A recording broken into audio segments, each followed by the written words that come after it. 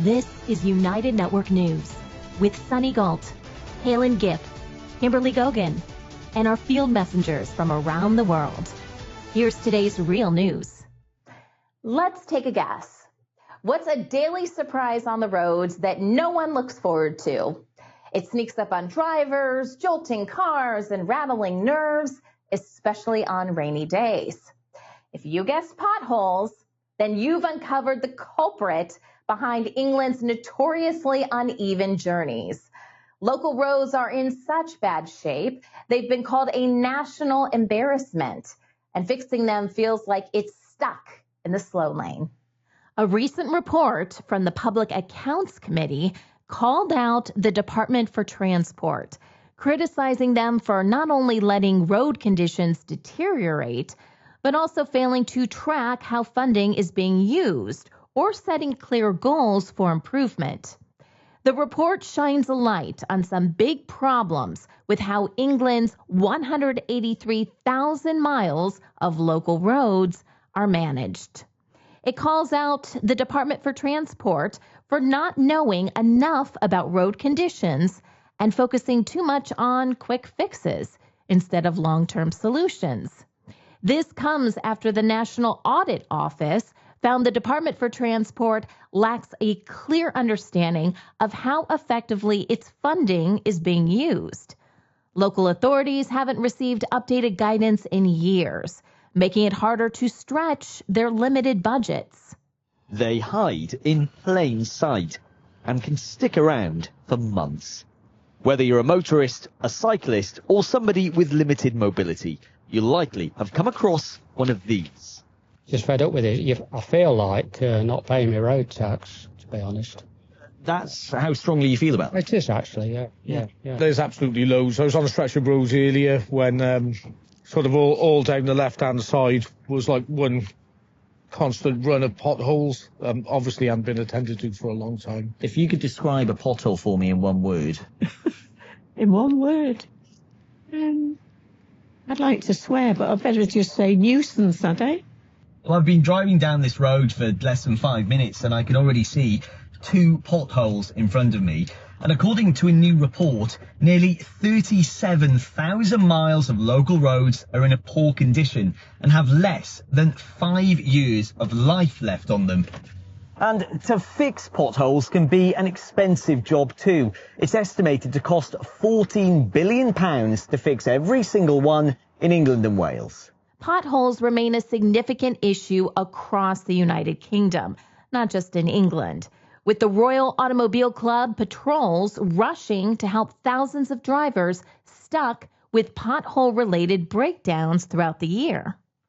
Pothole-related breakdowns surged by 17% in the last 3 months of 2024 compared to the previous quarter, highlighting the poor state of the roads. The club's patrols helped more than 4,000 drivers with pothole-related issues like damaged shock absorbers, broken suspension springs, and distorted wheels, 669 more than in the previous quarter. Nearly 40% of breakdowns during this time were due to punctured tires, often caused by potholes or debris like nails and screws, making it the highest percentage of puncture-related breakdowns in 2024. Even though the fourth quarter saw fewer frost days and 28% less rainfall than usual, pothole problems still got worse. There's not much in the UK that'll kill you, but there's an awful lot that'll make you want to die. This is a pothole. There's more of them than there were 15 years ago, and this year they caused £1.49 billion of damage. That's because in the UK, the weather is almost as bad as our teeth. And all that rain means the soil we build our roads on is really, really wet. As winter comes, that water freezes, expands and cracks the road. Then, as cars drive over it, they displace the cracked asphalt and, hey presto, hole. Now, that's why there are potholes, but why are there so many? Well, there's just a lot less money to fix them than there used to be, and there's a lot of reasons for that. One, we're 23% poorer than we were in 2014. And two, across England and Wales, £24.5 billion of efficiency savings have been made in local councils, meaning the repairs which are made are done as cheaply as possible, and the repairs which aren't made, well, there's an awful lot more of them. According to the Royal Automobile Club, fixing a typical family car after hitting a pothole could set you back around £460 or $570. That's for anything more serious than a puncture. To put it in perspective, that's about 43% more than the average £260 or $322 compensation drivers got from councils for pothole damage in 2023, based on Freedom of Information data.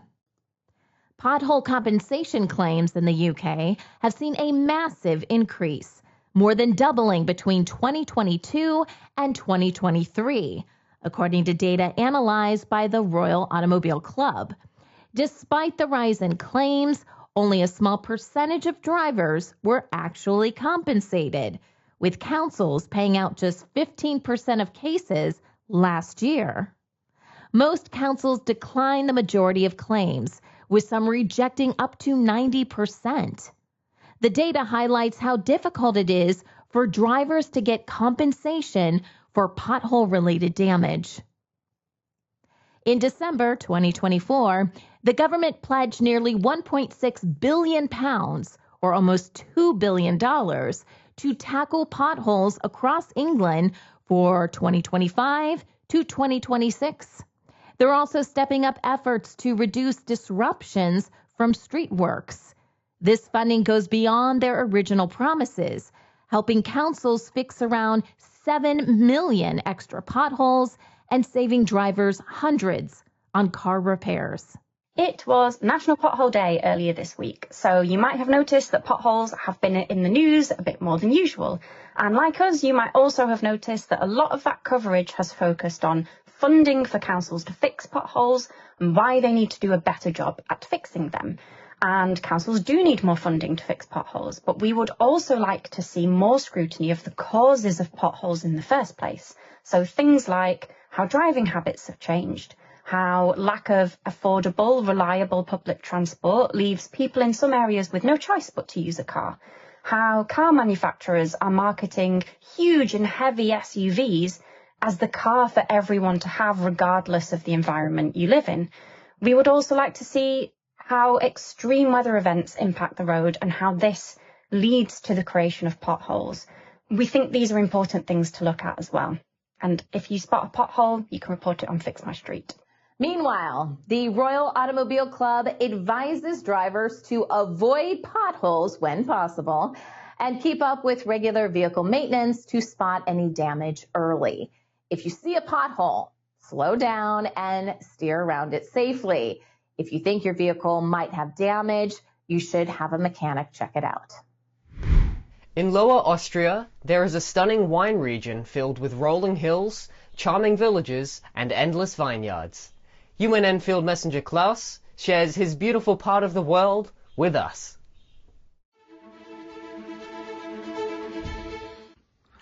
Hello, my name is Klaus, and I'm working normally as a physician and as a doctor of osteopathy in my own clinic a little north of Vienna in Austria.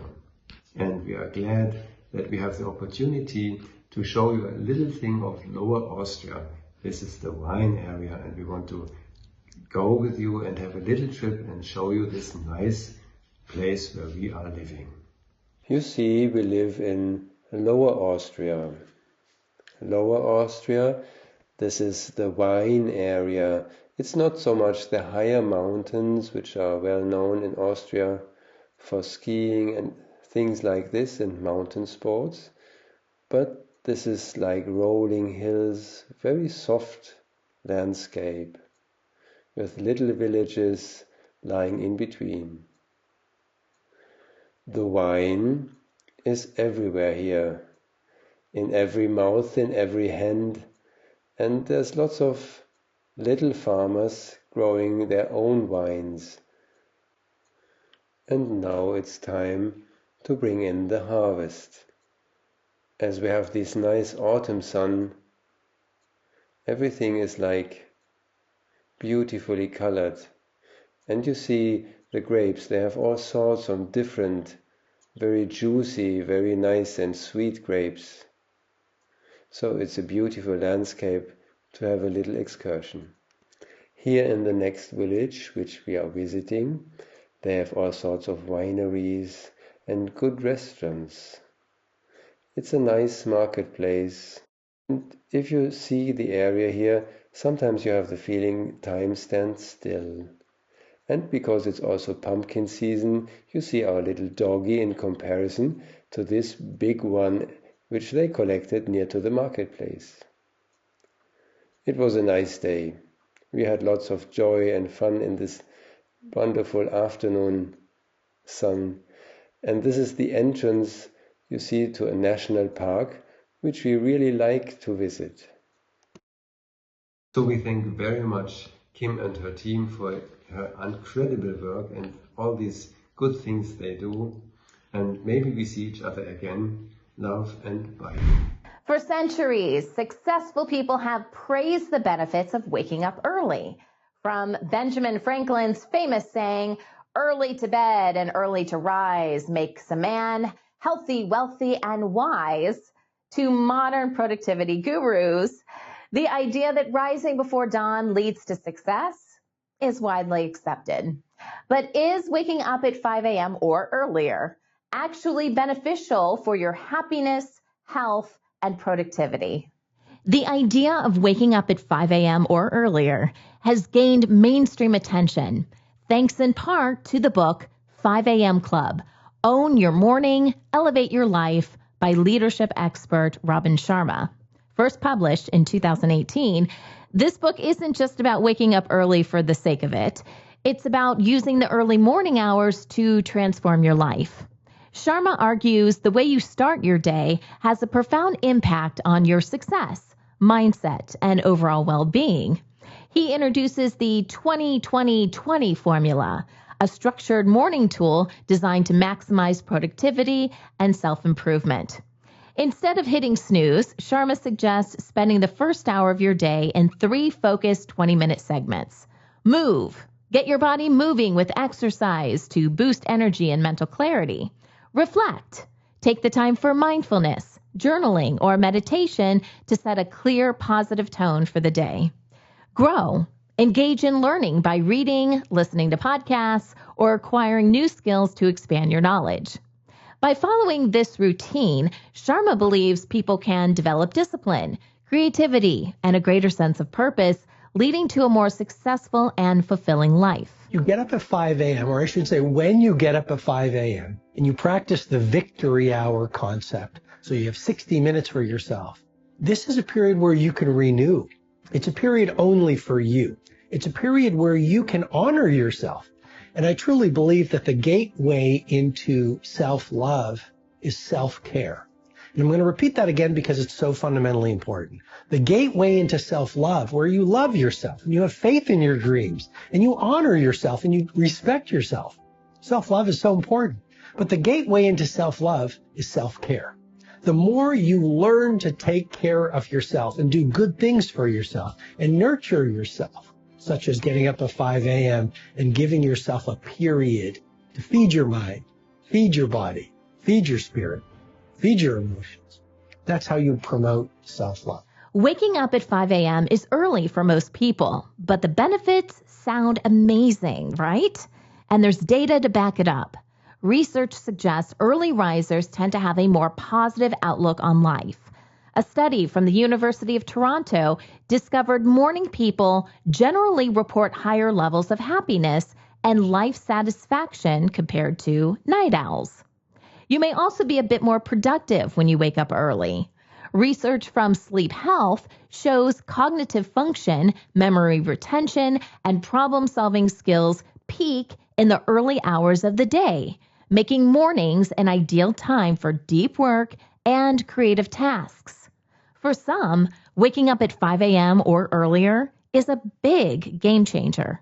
So I hate to be the bearer of bad news, but morning people, they've got it all figured out. Waking up at 5 a.m. has actually changed and improved my life to a scary degree. I've been waking up at 5 a.m. for almost a year now, and I'm actually never going back. For example, today I woke up at 4:45. I went to the gym for an hour. I took a 3-mile walk. It's 9 o'clock right now. I already have 14,000 steps. I've gotten ready for class. I've eaten breakfast. I used to wake up late. It used to take me all day to do those tasks. You can be so uber productive in those hours because there's no distractions. You probably have no obligation to be anywhere. No one's talking to you. No one's awake. No, it sounds like it sucks, but do it for a week and you'll never go back. Like, it's insane.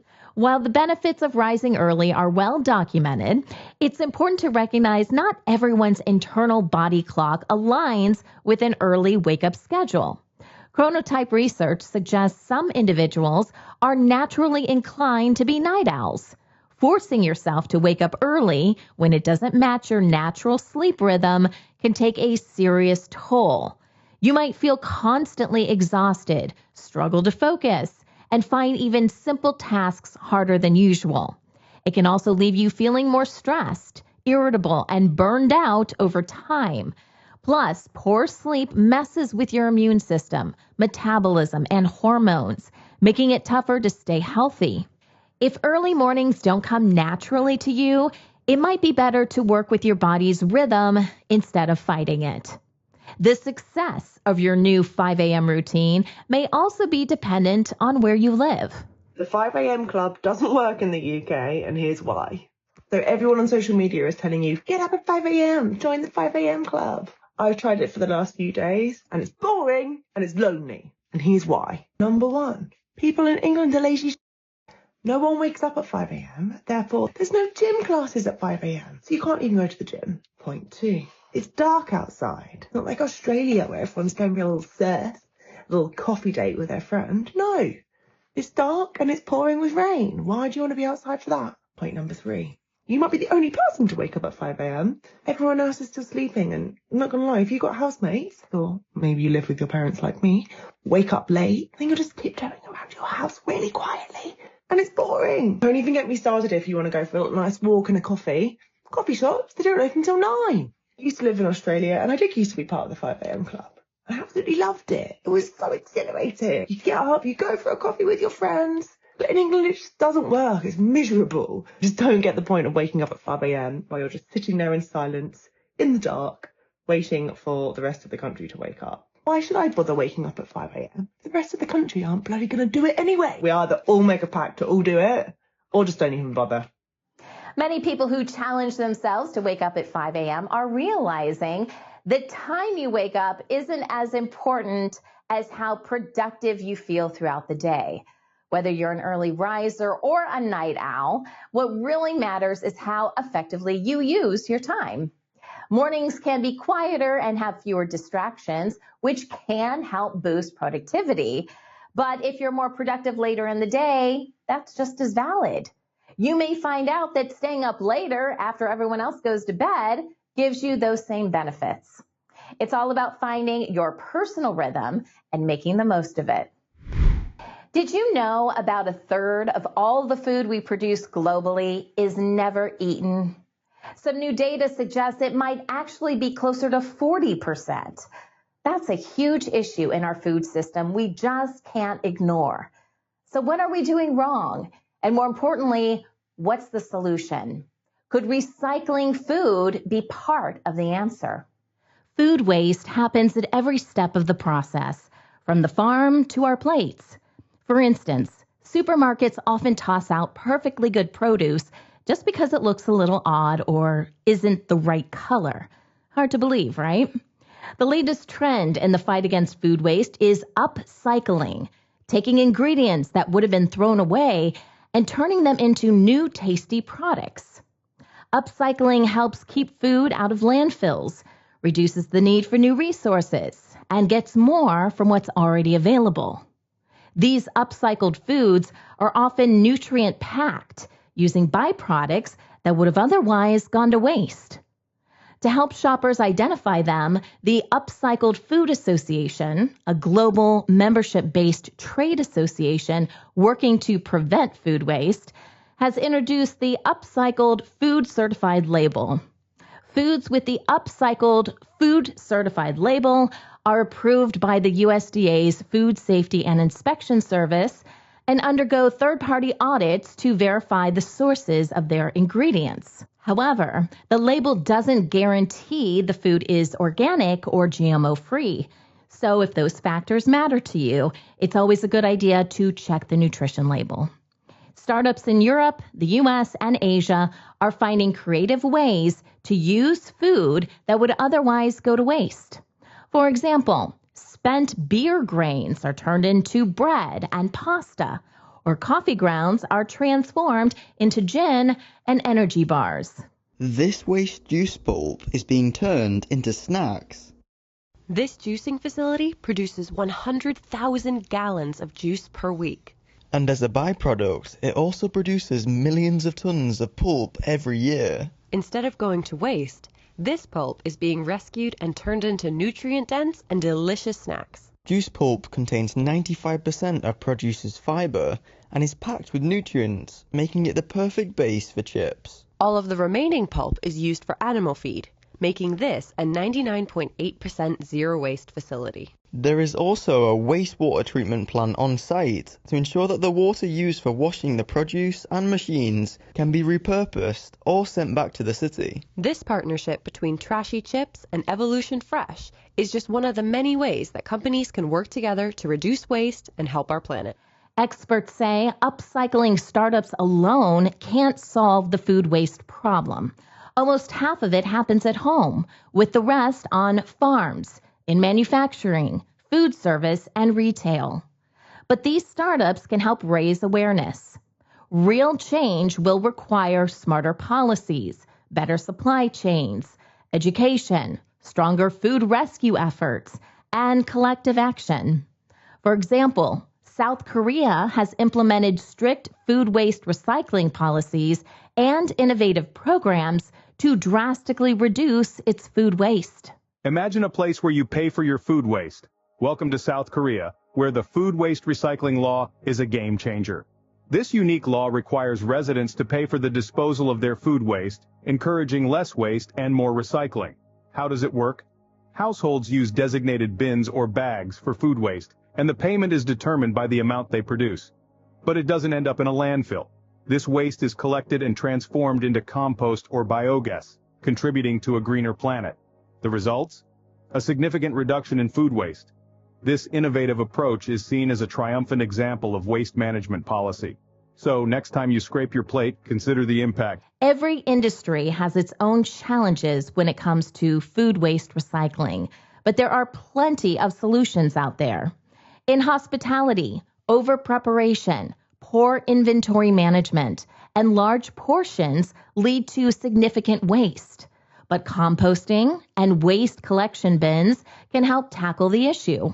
Agriculture and industrial sectors often turn food waste into energy through processes like anaerobic digestion or convert it to animal feed, offering eco-friendly and cost-effective options. In the commercial sector, food waste stems from overstocking, spoilage, and expiration dates, but donations and waste audits can make a big difference.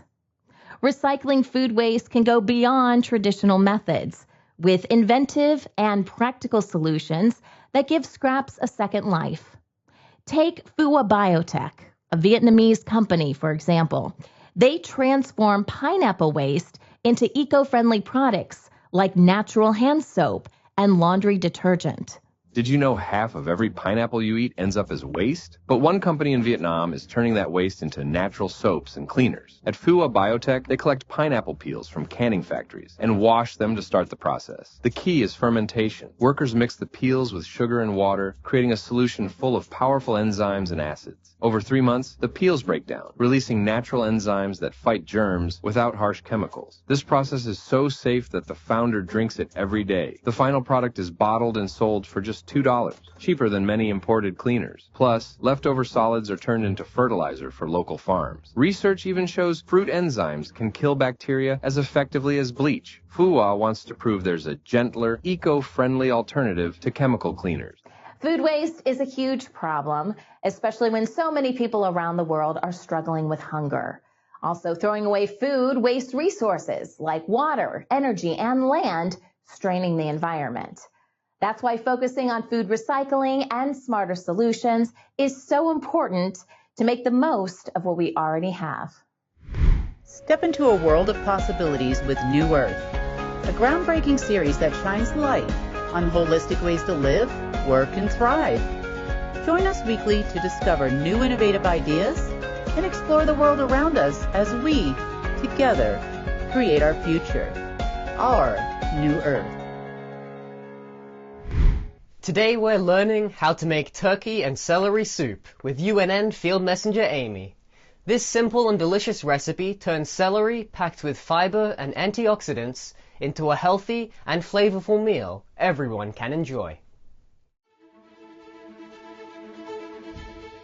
Hi, Field Messenger Amy reporting for UNN from Parsippany, New Jersey. And yep, I got on my pearls, so we're going to be cooking it up in the kitchen.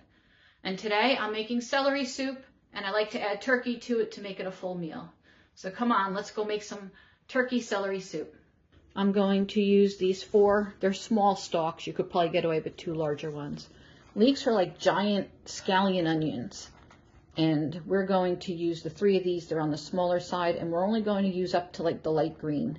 Our seasoning is going to be some bay leaf, chicken broth. You can always make your own by, boiling up some chicken bones. We're going to need some butter, some garlic, some heavy cream. This is a pint. I'll probably be using the whole thing. I like it extra creamy. We're going to use about a cup of a chopped up onion, and we're only going to garnish with some fresh parsley. I will also be cooking up some of this turkey to throw in there to make it a real meal with protein in my soup.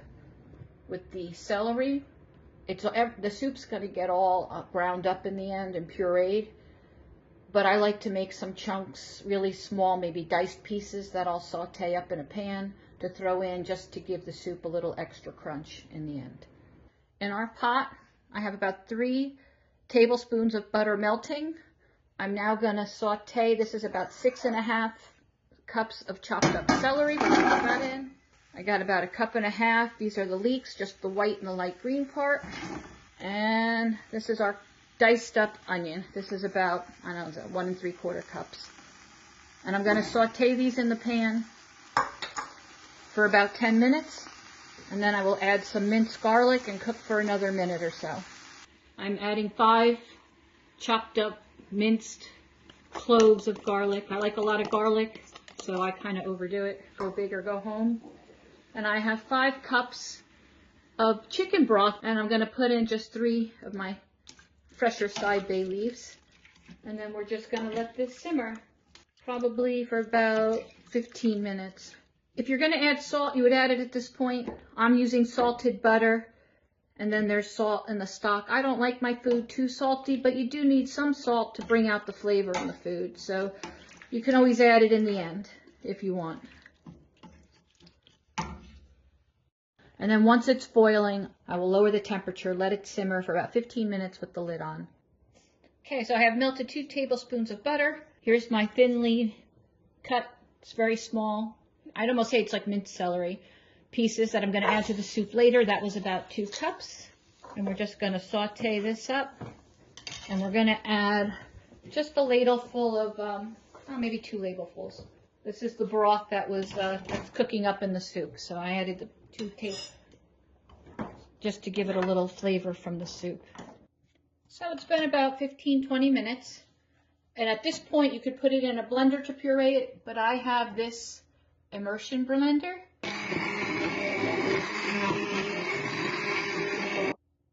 So I turned off the gas before I used the immersion blender. I'm going to start with a cup of heavy cream to add to this, and then if I want more, I'll add more. And then we weren't sauteing the minced celery, we were braising it in the sauce soup when I put those 2 ladles in, so that the proper term is braising. So as you can see, now we mix this all up. And the soup should be ready to serve. So I tasted the soup. It definitely needs some salt. And then I decided to add the turkey after all. So I cooked up the turkey, and then I mushed it up with my immersion blender also, just like I did with the soup. And now I'm going to add that. Okay, I have pink Himalayan salt. I'm just going to add some of that. And we'll see how that works. That should be done now. So there you go, a fresh bowl of celery turkey soup. You can see I garnished it with fresh parsley. Now let's try it. Now that's really good soup. Bon appetit. Thanks for watching. Crown shyness is a fascinating natural phenomenon where the tops of trees seem to avoid touching each other, creating distant gaps in the forest canopy. UNN field messenger Jasko tells us more about it. Hello everyone, I'm Jasko, field messenger for United Network News, reporting from Tokyo, Japan. I'm a photographer. Today, I would like to share the story with you about one of my favorite places, the forest at Meiji Jingu. I keep taking photographs of crown shyness in this forest as my lifetime work. The crown shyness is a phenomenon which is stacked up with grown trees that don't touch each other, forming gaps between branches. Through those gaps, not only those trees don't disturb each other, but also the sunlight reaches to the ground, microorganisms, insects, and animals so that they can live and grow as well as young trees. The crown shyness is also called the social distance of trees. Biologists have investigated this, and recently they found out that plants are helping each other using their own network. The plant symbiosis teaches us many things. I'm fascinated by the art created by trees from this ecosystem. I feel as if the trees are telling me the moment when to press the shutter. I love this collaboration with those trees, and I will continue taking photos of the crown shyness. Do you know you are able to find crown shyness in the forest and parks near you? Thank you for watching. This is Jasko, field messenger for United Network News. Now it's your turn. Join our weekly meetings and become a field messenger. More information is available at our website, unitednetwork.earth. We're UNN, and we're taking back the news.